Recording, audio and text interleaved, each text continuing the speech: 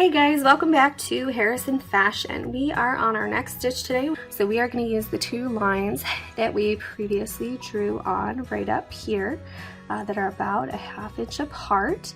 And then I took my little tape ruler and I plopped it right below that bottom line just so I can use it as my guide as I am sewing, so I can have those consistent stitches all the way along.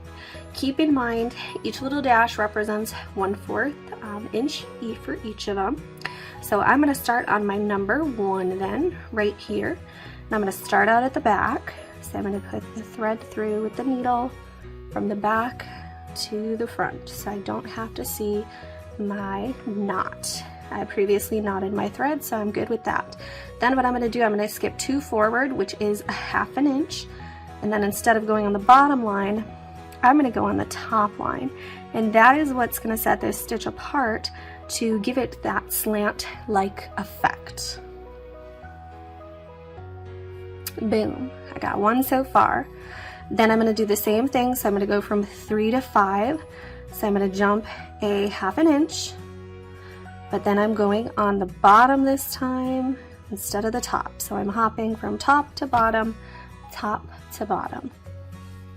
back and forth.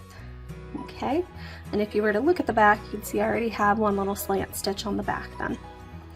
Then same thing, 5 to 7, right at the top line, right about there. Then I'm going to pull it through, make sure it's nice and neat, not too tight, not too loose. And so far I've got 2 slant stitches. Okay, this is a stitch that could be beneficial, just like the base stitch, as like a temporary hold, but instead of being continuously one straight line, it has that slant-like effect all the way across. Then I'm going to keep going, so I stopped at 7, I'm going to go all the way to 9, through the bottom, with that slant-like effect, all the way down. 9 to 11, so I jump a ½ inch again,